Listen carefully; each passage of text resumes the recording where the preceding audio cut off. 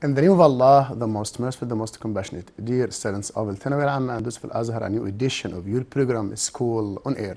حبايب طلاب الثانوي العامة، حلقة جديدة النهاردة وبرنامجكم الأسبوعي في اللغة الإنجليزية ومدرسة على الهواء، وأكيد we have the pleasure to host Mrs. إيمان المصري, Senior Teacher at the Ministry of Education. Hi, Mrs. إيمان. Hi, Mr. Muhammad, and welcome my dear students and parents watching us now. Hopefully, today's episode is going to be a good one for all of you. Inshallah. Dear students, today Miss Iman and I are going to study chapter 2. هنناقش مع بعض النهارده الفصل الثاني of our novel The Prisoner of Zenda. الفصل الثاني من الروايه بتاعت The Prisoner of Zenda. اكيد طبعا اتكلمنا في الفصل الاول بالتفصيل، ويمكن كان الفصل الاول مهم جدا كمدخل للروايه ككل، واكيد لقيتوها ان شاء الله دايما كده تبقى ممتعه وشيقه. والنهارده اكيد مس ايمان هتقول لنا في البدايه كده يا ترى الفصل الاول انتهى على ايه عشان نربطه بالفصل الثاني. اتفضلي. طبعا الفيرست شابتر او الفصل الاول كان انتهى على انه سابت وفريتز. طبعا كولونيل سابت اللي هو واحد من الكونلز اللي شغالين مع الكينج بتاع راريتانيا، اللي هو هيتعمل له الكورونيشن او حفله التتويج. اتقابل هو وفريتز ده برضو واحد من الناس اللي مع الكينج او اللي بيخدموا اللي في الارمي بتاع الكينج اوف راريتانيا، اللي هو رادولف ألفبرغ. شافوا رادولف راسندل في الفورست بالصدفة، وطبعا لما شافوه اكتشفوا قد ايه هو متشابه او there's big similarity between him and the king. في شبه كبير جدا ما بين رادولف راسندل ورادولف ألفبرغ the king of Ruritania. فطبعا اول ما شافوا التشابه ده ابتدى يحصل طبعا حوار ما بينهم، وبعدين في الاخر انتهى الحوار بان the king of Ruritania او رادولف ألفبرغ جالهم. وطبعا حصل الموقف بقى الجامد جدا والمهم جدا في الستوري او في النوفل، ان هو شاف رادولف راسندل وشاف قد ايه هم متطابقين في الشكل او they are identical. هو ده اللي حصل في chapter 1. تمام. وطبعا بقى هتنقل الاحداث في chapter 2، انه اول ما شافوا the king was surprised. طبعا ملك روريتانيا اتفاجئ جدا ووقف فتره كده من كتر شده التشابه. في التوقيت ده رادولف راسندل لاحظ ازاي ان في بعض الاختلافات البسيطه there were little differences، يعني مش كتير، هم فعلا identical، صعب جدا ان حد يفرق ما بينهم، لكن رادولف راسندل لاحظ ان في فروق طفيفه جدا ما بين الاثنين. What were these differences Miss إيمان? In appearance في الشكل اصلا كان في اختلافات زي ايه بالظبط؟ تمام. طبعا رادولف راسندل was a little bit taller، كان اطول كده حاجه بسيطه، ممكن 2 سم او حاجه، 2 centimeters taller. وكمان كان رادولف راسندل had a wider mouth، يعني الكينج بتاع راريتانيا كان his mouth was less wide او كان اقل يعني اتساع. Yes. And كمان the face of رادولف راسندل او وش رادولف راسندل كان thinner او كان رفيع شويه عن الفيس بتاع the king of Ruritania. Great. طيب شفنا كمان ان the king of Ruritania بيقول لراسندل forgive me. when he got surprised بيقول له forgive me but it is not every day that you can see your double. هنا بيعبر عن ايه يعني؟ طبعا هو بيعبر عن السربرايز بتاعته، هو قد ايه اتفاجئ لما شاف المنظر ده، انه في واحد يعتبر his double، يعني تقريبا النسخه الثانيه منه. ده معنى كلمه his double في السيتويشن ده. فطبعا هو قال له forgive me لانه هو يعني he was a very kind king، كان طيب جدا، ما اداش التحيه المناسبه ليه، هو بس اتفاجئ he got surprised. فبيقول له معلش سامحني، مش دايما ان انا بشوف ان انت بتشوف الشخص التوين بتاعك او الدبل بتاعك او النسخه منك كل يوم. فطبعا this shows his surprise، مدى مفاجأته، كمان his kindness. Yeah, great. So out of this situation we found that Rudolf Rasandel met the king or the future king of Ruritania, رودولف the fifth. طبعا راسندل قابل الملك بتاع روتينيا، الملك المستقبلي اللي هو طبعا قلنا ألفبرغ او رودولف الخامس. Sabt introduced him to the king. Sabt قدمه للكينج told him that this is Rasandel from the Burlesdons، يعني من عائلة أو من مقاطعة أو منطقة بيرلسدن زي ما قلنا قبل كده في لندن. كمان عرفنا that there is some kind of a relation between the two. He called him his cousin، ده طبعا ابن العم ليه. The king asked him, where are you going? Where are you traveling? أنت مسافر فين؟ Rasandal told him that he was going to attend the coronation in Strelso, the capital city. لكن شفنا على طول اعتراض فريدز بيقول له you mustn't go أو it's not allowed for you to go to the coronation. فالملك طبعا واضح كده ان هو برضه بيسأل المساعدين بتوعه، فبيقول really what do you think سابت؟ طيب سابت ايه رأيك؟ يعني يروح ولا لا؟ فسابت بيأكد كلام assured فريدز words او speech، بيقول له yes he mustn't، ممنوع ان هو يروح فعلا للكورونيشن. and this might arouse a question, Ms. Iman. Why did they object to Rasandal's going to Ruritania or to Strelso? تمام. يعني out of their wisdom، من خلال حكمتهم وخبرتهم طبعا، هم شافوا ان من الامن اكتر انه يفضل انه راسندل ما يحضرش الكورونيشن. ليه بقى هو المفروض ما يحضرش، او ليه هو سابت وفريدز حسوا بده؟ because the king and Rasandal were identical، لانهم كانوا شبه بعض جدا. and this might cause problems، وده ممكن يسبب مشاكل في توقيت الكورونيشن. فطبعا احنا هنلاحظ كمان في النوفل طول ما احنا بنقرا ازاي ان سابت عنده الحس العسكري جدا وعنده خبره ومعلومات كبيره جدا.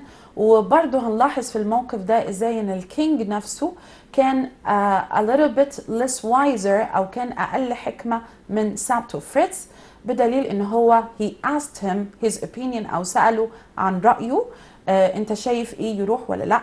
وطبعا بعد كده later on هنلاحظ ان الكينج يعني he didn't care much، ما اهتمش بالفكرة دي. he was kind enough to invite Rasandal to dinner، كان طيب جدا كفاية ان هو كمان offer him help، يعرض عليه المساعدة، وكمان يدعوه للعشاء. وقال انه يعني it's no problem. Yeah. So when they objected to that Rasandal shouldn't go to the coronation, they feared that people in Ruritania or in Strelso might mistake the king for أو might mistake Rasandal for the king. قد يخطئوا طبعا ويقولوا أن Rasandal هو الملك أو vice versa. واضح طبعا the king didn't spend much time inside the country. He was studying abroad. Most people don't know how he looks like. عشان كده طبعا it was wiser of Fritz and Sabt to object to this. اعترضوا طبعا على الكلام ده وقالوا ان راسندل المفروض ما يكونش هناك، عشان طبعا people might mistake راسندل for the king. الناس طبعا قد تخطئ، لان احنا قلنا they looked like identical twins، كتوأم متماثل، يعني اكيد ان هم شكل بعض بالضبط، وهيبقى فيه طبعا مشكله. راسندل got the idea and he apologized and decided to go back to his country as soon as possible. ولكن طبعا as Miss Iman said that the king was really kind, he invited Rasandal to have dinner with them. اوكي؟ طيب شفنا بقى انتقلنا في الموقف بتاع العشاء ده. تعال نشوف الكلام ده مكتوب على الشاشة. بنقول a strange feeling. It was a very strange feeling for Rodolph Rasandal to be standing in a forest in the middle of Ruritania in front of a person who looked exactly the same as him. طبعا راسندل استغرب تماما زي ما الملك نفسه كان مستغرب. راسندل برضو got surprised and he asked the king not to be angry، ألا يغضب. Why? Because he looked like him، لأنه شبهه تماما. طبعا the king told him it is not your fault، مش خطأك طبعا انك انت تبقى شبهي، but really I'm not angry and I'll happily help you، واكيد هساعدك طبعا. For a few minutes the king of Ruritania and Rodolph Rasandal stood looking at each other in silence and amazement. Colonel Sapt explained to the king who Rodolph Rasandal was. ده الكلام اللي احنا قلنا له مس إيمان. طبعا عرفوا كارنل سابت، احنا قلنا ده احد البودي جاردز بتوع الملك، قدم راسندل للملك. وطبعا the king listened patiently staring at Rasandal. Rudolph examined the king carefully. He looked very like him, although there were some differences. ايه هي differences بقى؟ قلنا the king's mouth was perhaps less wide and Rudolph's face was a little thinner, but in most ways they were identical. يعني بغض النظر تغاضينا عن ان وجه راسندل كان نحيف او نحيف شويه، وجهه كمان او بقه كان اوسع يمكن بشكل ملحوظ عن وجه فم الملك، لكن في الغالب هما الاثنين طبعا identical. The king called Rasandal his cousin and said that he was his double. He asked him where he was traveling. Rudolph replied that he was going to Strelso to see the coronation. The king asked what his brother Michael would think if he saw them together. Colonel Sapt and Fred thought that it wouldn't be a good idea for Rasandal to visit Strelso at that time, as people might mistake him for the king. الناس زي ما قلنا قد تخطئ راسندل وتخلط بينه وبين الملك. And that would cause a lot of problems. Rasandal agreed and said that he would leave Ruritania that day. طبعا شفنا في invitation to dinner. The king invited Rudolph Rasandal to have dinner with him. Colonel Sapt reminded the king that they had an early start the next day. واضح كده ان هم حتى في العشاء when the king invited Rasandal to have dinner with him, again Sapt and Fritz objected. اعترضوا. Why do you think? Because they are going to go early next day to the coronation. Sapt and Fritz are going to wake up at 6 in the morning. Sapt وفريتز هيصحوا الصبح الساعة 6. وطبعا they don't want the king to eat much. مش عايزين الكينج ياكل كتير لأنه هو معروف ب his love to food. Sapt وفريتز برضو they didn't want to eat much because they are going to wake up early at 6. سابت وفريتز هم كمان ما رضيوش ان هم ياكلوا كتير علشان هم هيصحوا بدري للكورونيشن. هيبتدوا من بدري من الساعة 6 earlier than anybody else، بدري عن الجميع يعني. Even when they asked him to have dinner with him, or the king asked Rasandal to have dinner, again Sapt and Fritz objected because they had an early start the next day. عندهم طبعا بداية مبكرة في اليوم التالي. أكيد طبعا tomorrow the day of coronation هو يوم بقى التتويج. فكان في طبعا a plan put by Duke Michael. كان في خطة موضوعة طبعا حطها ديوك مايكل، لأن لازم نعرف إن ديوك مايكل asked his brother to go to Zenda. الظاهر طبعا إن to have أو to spend good time أو to relax، إن يستريح بقى. وطبعا هنشوف ساعتها بقى إن يعني ديوك مايكل is a kind man because he was preparing for the coronation. راجل بقى بيعد لحفل التتويج، عشان كده يمكن نقول ده فعلا they look like good friends. يعني واضح كده ان راسندل سوري ديوك مايكل والملك نفسه اخوات، ولكن هم طبعا بينهم اصدقاء، ده الظاهر. لكن لا، زي ما قالت زي ان كيبر مس ايمان قبل كده، قالت you can be friends if you want the same thing. لو انتوا عايزين نفس الشيء مش ممكن تكونوا اصدقاء. اكيد طبعا it was Rudolph's right to be the king because he was the older. هو الأكبر سنا، وطبعا he has right to inherit his father. Duke Michael the younger, and again his mother was not from a royal family. مامته مش أسرة ملكية. عشان يقدر يعمل كده he had to get rid of the king and to marry the princess. يتجوز كمان princess فليفيا. المهم طبعا حتى على العشاء الناس اعترضوا وقالوا لا ما يحضرش راسندل معانا عشان احنا عندنا، او ما يحضرش العشاء لان احنا عندنا بدايه مبكره. ايه البدايه بقى؟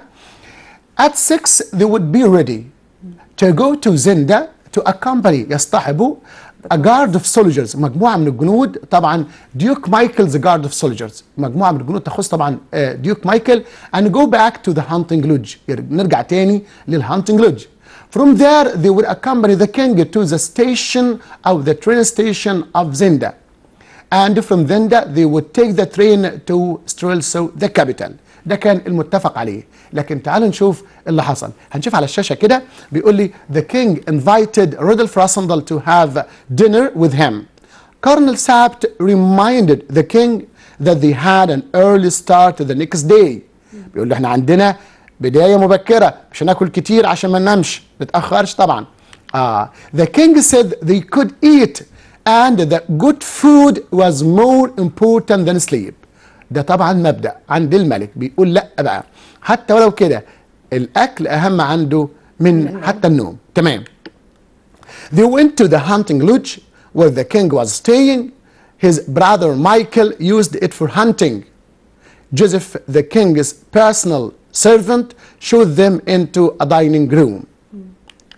After his walk, Rodolph was hungry, so he ate a lot of food, and the food was really delicious.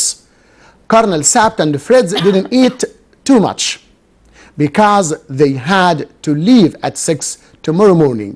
زي ما قلنا الناس دول طبعا ما اكلوش كتير، كانوا مضطرين طبعا يستيقظوا في السادسة او يكونوا مستعدين في السادسة صباحا، لكن طبعا راسندل كان جعان فاكل كتير، والملك طبعا مش محتاج توصية طبعا الملك.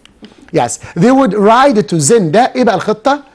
ان سابت وفريدز would ride to Zenda، ياخدوا الخيول بتاعتهم لزندا and return with a guard of soldiers، نرجع بمجموعة من الجنود to take the king to the station of Zenda and from there they go to the capital. At the end of the meal Joseph brought the king some cakes. خادم طبعا أو الطاهي هنا أحضر some cakes.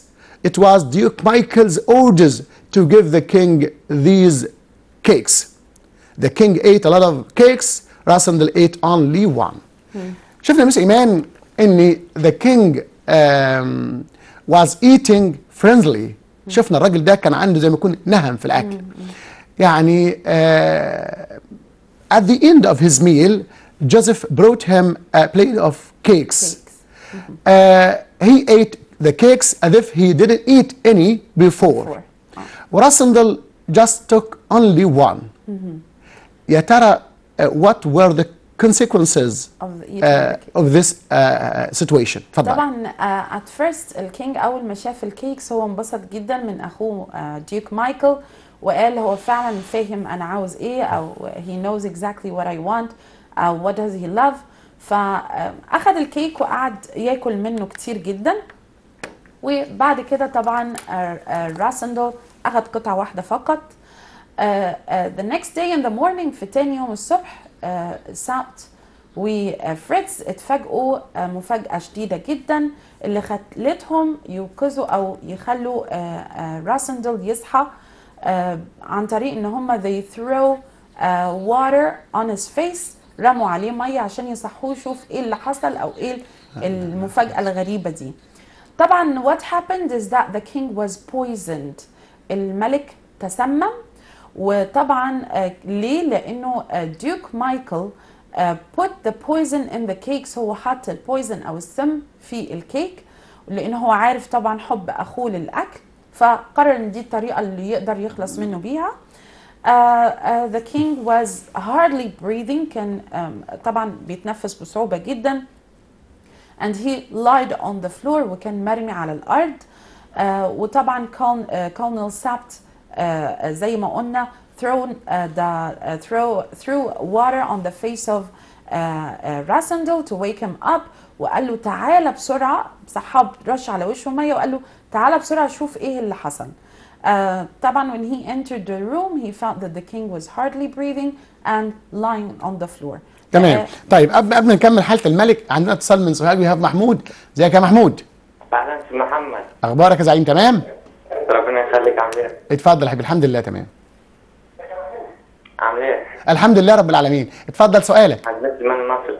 اهلا محمود، ازيك؟ منور الدنيا. ربنا يخليك. اتفضل. معايا سؤال شابتر 2. اتفضل يا حبيبي. بقول why did Sabt smile when Rasandel said that he was hungry? Why did أيوة. Sabt Why did Sabt smile when smiled Rasandel said that he was hungry? when Rasandel Said that when he was hungry. Yes. said that He was hungry. he was hungry. Yes. Is that the only question محمود you have؟ ده السؤال الوحيد؟ Yes. Okay. انت فاكر طبعا ان ده لسه طبعا في الفصل ده لسه قدام شويه في الفصل الثاني.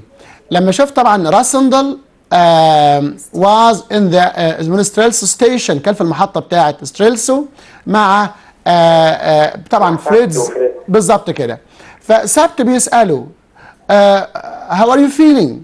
فالراجل طبعا قال له nervous I am not made of stone. يعني الراجل ده طبعا flesh and blood، يعني الراجل ده دم ولحم زي ما نقول، فأكيد طبعا قلقان. تمام. لكن طبعا when he saw the people were cheering، الناس كانت مبتهجة بقى ومبسوطة وسعيدة، فراسندل طبعا بيقول له احنا جينا، او سابت بيقول له احنا وصلنا we arrived 1 hour earlier، وصلنا ساعة مبكرين، عشان كده ما كانش حتى مش بس في زندا، كمان في ستريلسو ما كانش في حد في انتظارهم. قالوا we will send a word. هنا نقصد كلمة a word يعني يبعت رسول، a messenger يبلغ الناس ان the king arrived at the station، وصل المحطة. فبيقول له meanwhile، فالتاني قال له meanwhile I will have breakfast and after I am hungry the king is hungry، الملك جعان. هو طبعا اسماعيل لانه قال له the king is hungry، الملك جائع. وصلت؟ He began to act like the king. Yes, he began to feel or to act, began to feel as if he were a real king. تمام؟ Yes. اوكي حودة. طبعا شكرا اتصالك وتابع معانا. نرجع نستكمل مس ايمان. الكلام اللي حضرتك قلتيه على الشاشه دلوقتي هيبان عندنا. بنقول the next morning sapped threw water over Rasandel to wake him up. طبعا القى الماء على وجه راسندل عشان يوقظه. Fritz and Sapt couldn't wake up the king who was lying on the floor. ملك زي ما قلتي ملقى على الارض. His face was red. لو قال لي describe the king قلنا his face was red and he was breathing heavily، بيتنفس بصعوبه. طبعا his pulse was weak، كمان النبض بتاعه كان ضعيف. راسندل thought that the cakes he and the king ate were poisonous، كانت سامه. Sapt said that they had to get a doctor.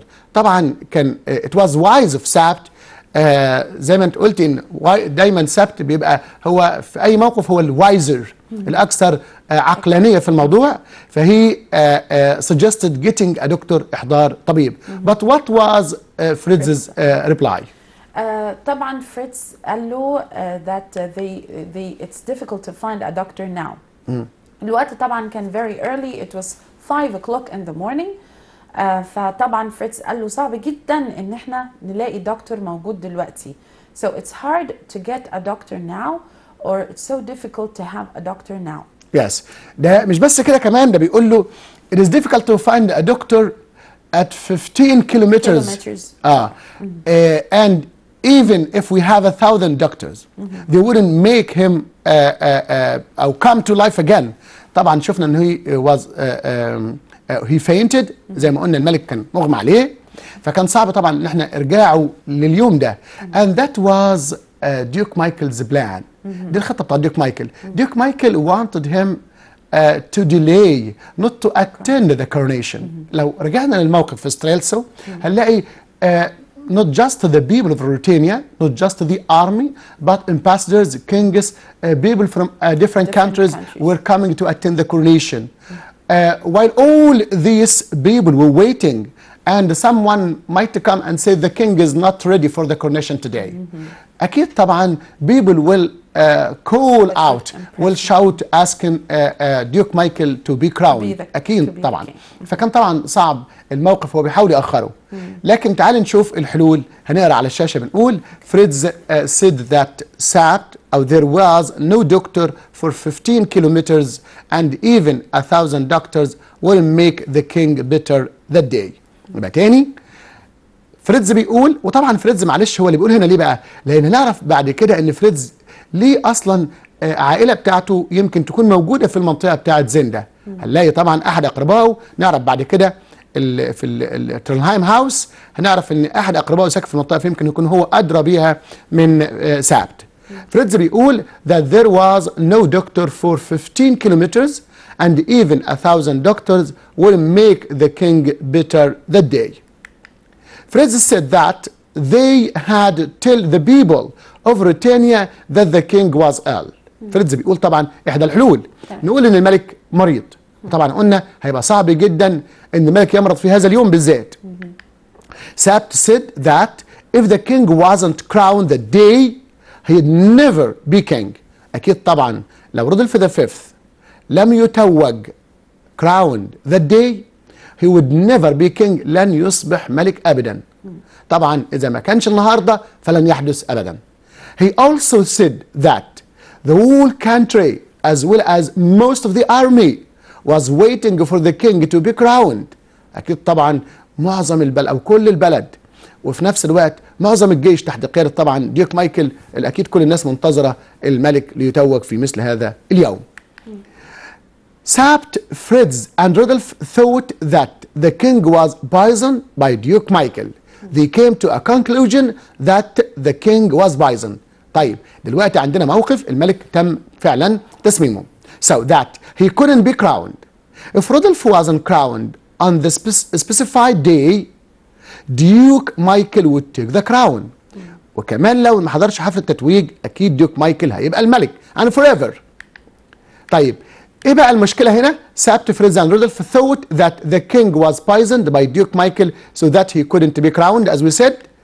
As Rudolf Rassendel looked exact like the king and spoke perfect German, Colonel Sapt asked him to pretend to be the king.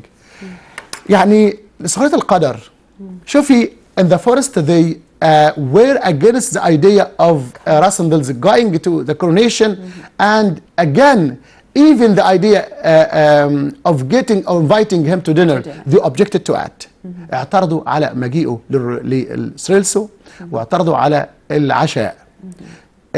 Now they are in bad need of taking him beside them. طبعا يعني نقدر نقول كده that Allah sent Rassendel to save the country, not only the king but also the country. Yes. عايز حضرتك تكلمينا طبعا يعني what made Sapt decide or ask Rassendel to go to Ruritania to be crowned. اتفضل. طبعا Colonel Sapt cares much for the benefit of the country. أهم حاجة عند الكولونيل سابت هي مصلحة البلد بتاعتهم أو مصلحة روريتانيا. هو شايف إنه مش من مصلحة روريتانيا إنه ديوك مايكل هو اللي to be the one to crowned or the one to be crowned. ما ينفعش إن هو الشخص اللي يتوج. و it's better for the country والمصلحة البلد that of course Rudolf Elfberg to be the king. إن هو اللي يكون الملك. طبعا دلوقتي هم عارفين إنه it's impossible for Rudolf Elfberg to attend the coronation. خلاص ما عادش نافع إن Elfberg أو Rudolf Elfberg يحضر الcoronation. فدلوقتي they want Rudolf Rassendel to replace the king in the coronation. عايزين Rudolf Rassendel إن هو اللي يحل محل الكينج في الكورونيشن. وطبعا دي خطة عملها سابت أو فكر فيها سابت. He wanted Rudolf Rassendel to go early to Strelso without the guards of Duke Michael. هم مش هيستنوا الجاردز بتوع ديوك مايكل، هم هيروحوا بدري الصبح للكورونيشن. At this time طبعا Rassendel will attend the coronation وبعد تتويجه after he is crowned he will go back with Sapt to the hunting lodge. هيرجع تاني للhunting lodge مع Sapt where they locked the king اللي هيحطوا فيه الكينج أو هيحبسوا فيه الكينج في السيلر اللي هناك. وبعد كده هياخدوا تاني the king when he is طبعا well أو better than before لما يتحسن حالته. هياخدوه تاني ويودوه لروريتانيا في الروم بتاعته، وفريدز هيكون هو الجارد للروم بتاعت الكينج في البالاس اللي في روريتانيا. فدي طبعا خطة رسمها سابت علشان يقدر ان هو يتغلب على الموقف. تمام. طيب احنا خلينا نرجع شوية ونقول ان ديوك مايكل was really a cunning man. كان رجل ماكر. Because he asked his brother طبعا رودولف إلفبرج to go to Zenda to have some time أو to spend some time. ده اللي واضح قدام الناس. لكن لو احنا شفنا المسافة the distance between Zenda and the capital city we'll find that it is about 80 kilometers away from the capital. There in Zenda the king was only with his 2 bodyguards and his servant. كان فقط الملك موجود مع his bodyguards اللي هم كارنل سابت وفريدز، كمان مع الخادم. يعني لما تكون هنا 4 فقط among أو in ديوك مايكل's state، الضيعة أو العزبة أو المنطقة بتاعة ديوك مايكل اللي طبعا منطقة زندا. and for sure the mansion of the duke was full of his men who were ready to carry out his plan. ديوك مايكل أكيد عنده رجال كتير موجودين في المانشن في القصر بتاعه، والناس طبعا دي مستعدة تنفذ الخطة بتاعته في أي وقت. الخطة بتاعة ديوك مايكل كان في الأول إني سابت فريدز to go to Zenda to accompany the guard of soldiers. ده كان الواضح، لكن واضح كده إن when they go there they might be taken prisoners. يعني لو كان سابت وفريدز راحوا فعلا زندا كان ممكن الجنود يحتجزوهم. and we will find that the king alone would be alone in طبعا the hunting lodge، الملك هيبقى لوحده and it would be easy to kidnap him. أكيد سهل جدا اختطافه. لكن شفنا القدر أرسل طبعا راسندل to impersonate the king، يحل محل الملك أو ينتحل الشخصية بتاعته. طبعا it was سابت's plan. سابت بيقول له we were lucky to meet you today أو last night because you can go to Strelso to be crowned. الاتفاق كده يا جماعة مش ان هو يلعب دور الملك، احنا بس مهم عندنا ان احنا during the coronation ان راسندل يكون موجود ويتوج. تمام؟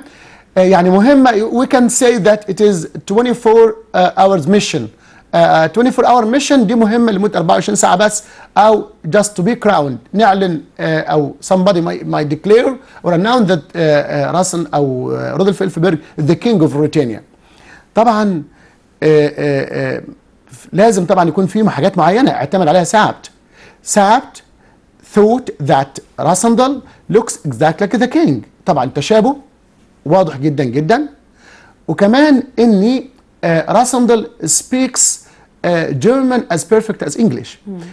سابت راسندل بيتكلم اللغة الألمانية زيه زي طبعا زي الملك أو زي سابت وزي فريدز، وده واضح إن طبعا the kingdom of Ruritania speaks German، بتتكلم كمان اللغة الألمانية. They asked him to go with them، وزي ما حضرتك قلت كده إن they went 1 hour earlier to Zenda، وطبعا they didn't tell any information to Duke Michael's guards. لكن عايز نعرف what the precautions الاحتياطات that they took before leaving the hunting lodge. What did they do with the king and Johan's mother if you remember. اتفضل. طبعا because they didn't want anybody to see the king، هم مش عايزين اي حد يشوف الكينج ولا يعرف السيتويشن اللي حصل فيستغلوا. they decided to put or to lock the king in the cellar. هم هيحاولوا ان هم يحبسوا او يحطوا الكينج في السيلر او في القبو اللي موجود زي البدروم كده بدروم صغير موجود بيحطوا فيه الملك. وكمان they noticed that Johan's mother is watching them was so close أو so near.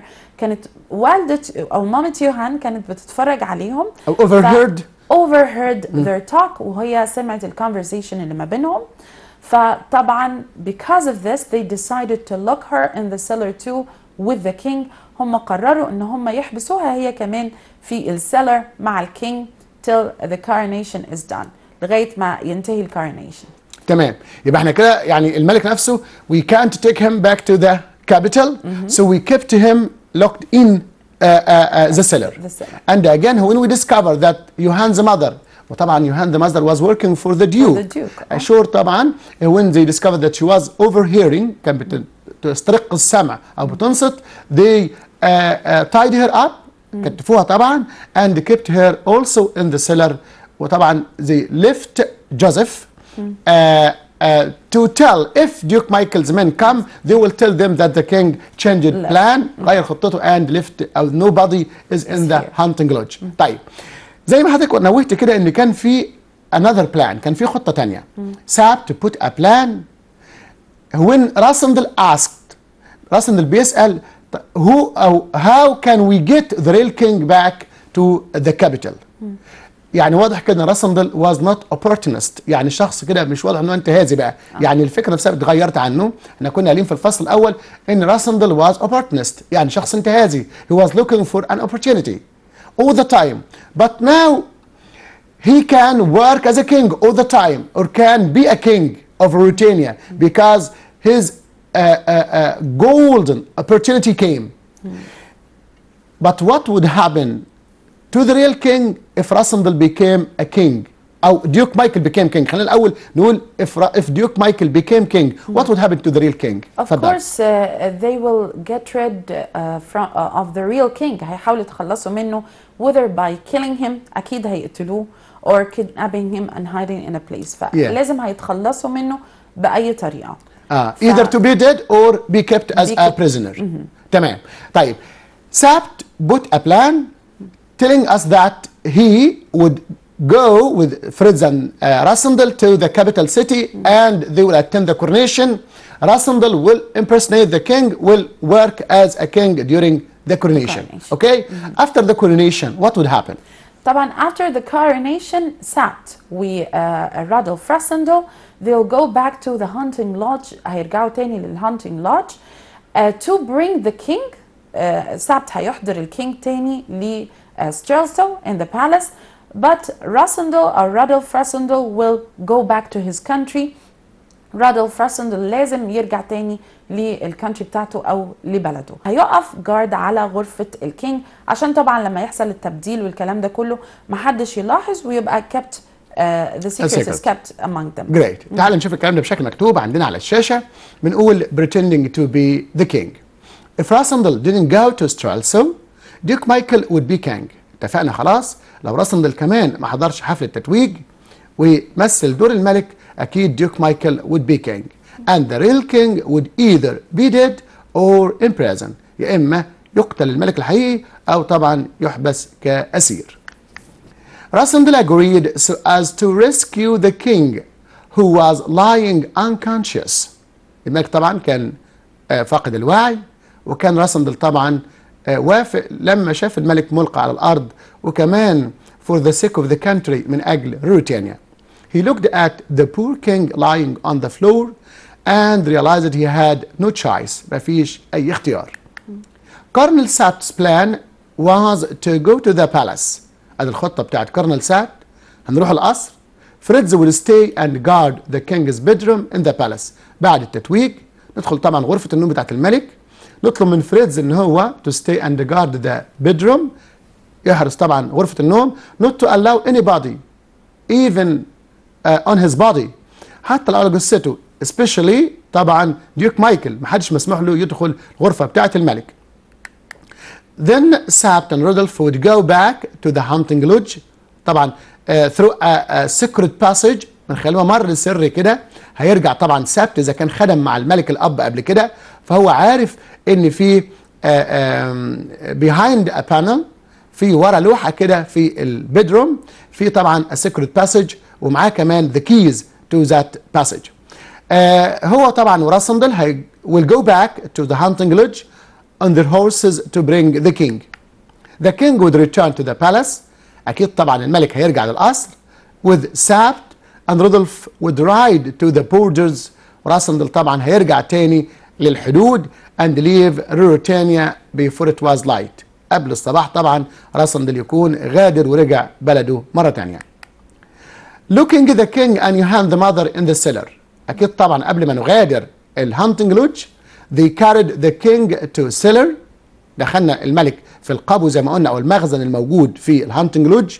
Joseph would tell Michael and his men that the hunting lodge was empty. طبعا لما يجي ديوك مايكل ورجاله اللي اتبقى طبعا الخادم اللي هو جوزيف هيقول لهم لا والله ما فيش حد موجود في الهانتنج لودج. يوهان's mother overheard Sapt's plan. زي ما قلنا ان مامة يوهان استرقت السمع او انصتت للحوار بتاع سابت مع فريدز وراسندل، وطبعا احنا عارفين دي بتعمل لصالح ديوك مايكل. So Sapt locked her in the cellar with the king. Joseph would let Johan's mother out of the cellar. الناس دول طبعا مش عايزين هم طبعا يتخلصوا منها ولا شيء، هي بس لفتره لما يهربوا او يخلصوا من المكان.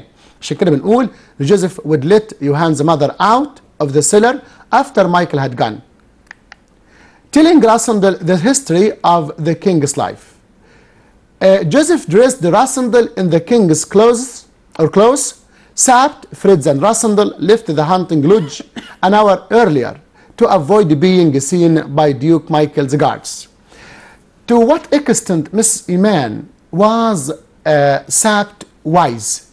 يعني احنا شايفين كده ان سابت مش بس حط put a plan or made a plan، لكن شايفين after that while accompanying, while they were on the train, he told Rassendel many things. Why do you think? Because Sabt was very wise. He wants to be cautious. كان عايز يكون حذر جدا. He have more experience than طبعا Rassendel. كان عنده خبرة أكبر بكتير من Rassendel. He knows the country very well. وكان عارف ال country very well. وطبعا أهم حاجة عنده the safety of Rassendel, and also that the plan would run or would go as he planned to، وإن الخطة تمشي زي ما هو كان مخطط ليها بالظبط. دي الأسباب اللي بتخلي سابت كل شوية يبقى عنده الكوشن ده، وكل شوية يقعد يقول في تحذيرات أو يقول مجموعة حاجات يراعيها. Yes. So during their journey back to the capital, to Strelso, he told Rassendel all about the king. The king. His history, or the history of the king, the history of the family. What the king likes, his interests, dislikes, his family, the servants. أكيد طبعا he was quite afraid that Rassendel might make a mistake. وطبعا لو ارتكب خطأ they will be realized. People will realize that this is not the real king, and for sure Duke Michael will arrest them. تمام؟ وطبعا سابت was always beside him، يعني he was always on his side. كان دايما سابت جنبه حتى في توقيت الكارونيشن. هو تعمد الحكاية دي to tell him what he should do, what he shouldn't do، علشان يقول له ايه الحاجات المفروض يعملها، ايه الحاجات اللي مش المفروض يعملها as a king طبعا. وطبعا to tell him about the people who come to see him، يقول له ويعرفه بالناس اللي جايين ليه في ستريلسو او لما يروح ستريلسو. فدي طبعا من الكوشنز اللي اخدها سابت عشان طبعا الامور تمشي بشكل تمام سهل. يعني كان بيديه برايفت سيشن كده بيقول له بقى هيحصل ايه، ولكن الواضح كده ان ده يعني المعلومات اللي اديها له خاصه فقط بفتره التتويج. يعني لان هو برضو يعني it was not their plan to have Rassendel as a king forever طبعا. Yes, of course. طيب هنشوف الكلام ده على الشاشه عندنا. بنقول telling Rassendel the history of the king's life. On their way to the station, Sabt told Rassendel the history of the king's life. سابت بما انه طبعا هو المعاصر للملك او the bodyguard، قال لراسندل كل شيء او تاريخ حياة الملك، of his family, likes بيحب ايه، interests اهتماماته، weaknesses نقاط الضعف بتاعت الملك، واحنا عارفين طبعا الجود فود. تمام. and hunting friends اصدقائه and servants حتى الخدم. reaching Strelso station, they went out onto the station at Strelso. Everyone was suddenly busy, or everything was suddenly busy. Men ran up to them, then ran away again. Soldiers rode off on horses. Other men showed Rodolph to the station restaurant. كل الكلام ده تم في لحظة. لقينا المكان تم بقى مزدحم جدا، في حاجات كتير جدا بتتم. طبعا راسندل كان وصل اول ساعه مبكر، فعشان كده كان الجو هادي شويه، لكن all of a sudden او out of the blue the place became very busy. Rodolph had breakfast at the station restaurant. طبعا تناول الفطار في المحطه بتاعه القطار. at او as he ate his breakfast he could hear music and people cheering. الناس كانت بتهتف بقى بتقول God save the king. What does this indicate, Mrs. Iman? طبعا it indicates that the people are ready and they are happy to welcome the new king. هم كانوا مبسوطين ومستعدين انهم يرحبوا بالنيو كينج، وفي نفس الوقت طبعا ده خلى رادولف راسندل to feel happy. هنا بقى النقطة بتاعت السؤال اللي كان جالنا من محمد لما هو سأل على حكاية الفطار وليه سبت انبسط. لأنه فعلا في التوقيت ده راسندل حس كده بإحساس إن هو king و it's good to be a king. he felt really happy. وطبعا he was worried أو too much nervous before. كان قلق جدا يعني في الأول، ومع الوقت ومع مرور المواقف هو حس إن هو سعيد بإنه هو في موقف الكينج. طيب احنا شفنا دلوقتي people sharing God save the king. At the meanwhile شفنا سابت yes says God save both kings. يقصد طبعا both kings مقصود بيها الاثنين. الكينج اللي محطوط في السيلر اللي هو the real king of Ruritania اللي هو طبعا رادولف إلفبرغ، و of course the current king او الكينج الحالي اللي هو رادولف راسندل.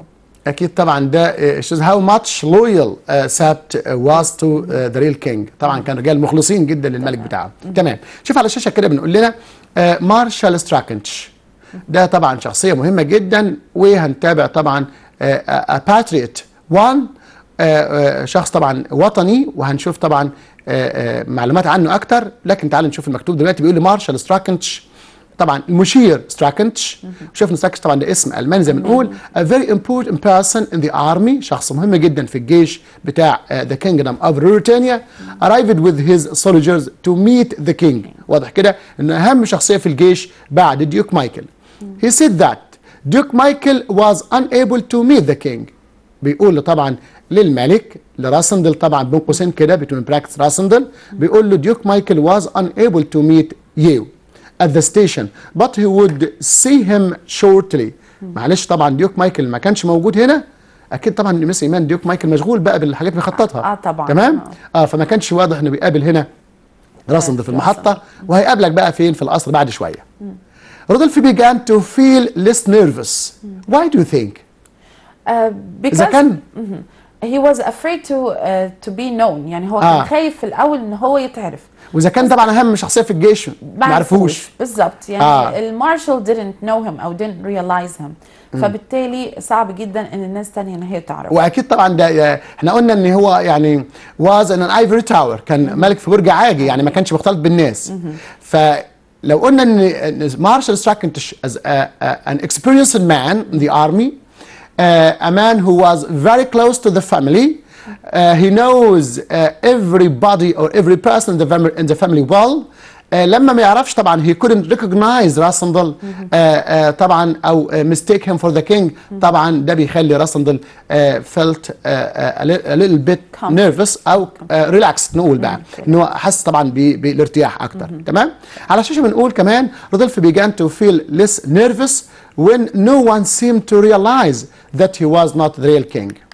Rasandel began to ride through the capital with the marshal on his right and sat on his left. طبعا في السيرموني في المراسم بتاعه التتويج اول حاجه طبعا ان بيحصل فيه ان الملك نفسه من خلال procession من خلال موقف طبعا بيتجول او to go around the country او around the streets طبعا waving people and so on.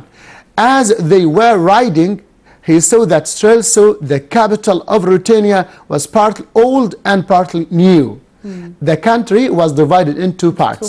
Miss Iman, يعني quickly tell us about the conditions, circumstances that people have in two parts. In the two parts. تفضلي. طبعا Ruritania they have two classes. عندنا زي طبقتين كده اجتماعيتين في Ruritania. طبعا the modern part was full of new buildings with rich people. المودرن بارت كان المكان او النيو بارت ده كان المكان اللي مليان بمباني جديده وناس طبعا غنيه جدا. those were the people who wanted Rudolf Elfberg to be the king. دي الناس اللي كانت عايزه رودولف إلفبرغ يكون هو الكينج. they support him وكانوا بيدعموه. Why do you think? Why? Because they don't want things to be different. هما ما كانوش عايزين. They lived well during the late king. Exactly. And they don't want any change. things to be different or to change. طبعا الكينج السابق زي ما قال مستر محمد كان معيشهم في ظروف كويسة، وهم توقعوا ان ابنه هيعيشهم في نفس الظروف. That's why they didn't want anything to be changed أو they don't want anything to be different. الجزء الثاني وهو الأولد part، وده طبعا كان عايش فيه poor people with old buildings، كانوا ناس فقراء ب old buildings، ودول الناس اللي طبعا ديوك مايكل قدر ان هو يضحك عليهم ويوهمهم بان حياتهم هتكون افضل معاه، and he's going to change all their circumstances، هيغير لهم حياتهم تماما to be better because they need the change، هم كانوا محتاجين يغيروا ظروفهم. These are the two parts of Roritinha. Yes, of Strelso and Protect. Okay. على الشاشة كده بنقول نفس الكلام بتاع مس إيمان. Rich people lived in large houses in wide modern streets. They had always lived well under the king's father. عاش طبعا بشكل كويس في حكم الأب اللي هو توفى طبعا. Therefore وبالتالي طبعا they supported the king رودولف إلفبرغ أو رودولف the fifth because they knew that nothing would change. أكيد ما فيش شيء هيتغير بالنسبة لهم. On the contrary, people or poor people lived in narrow streets. الفقراء طبعا عايشين في شوارع ضيقة. They were crowded into very small houses. These houses were old and hot in the summer. المساكن طبعا دي حارة جدا في الصيف. And freezing cold in the winter. يعني برد قارس في الشتاء. طبعا poor people didn't want things to stay the same. الناس دي طبعا عايزه نوع من التغيير، عشان كده they supported Duke Michael because he gave them hope for a better future.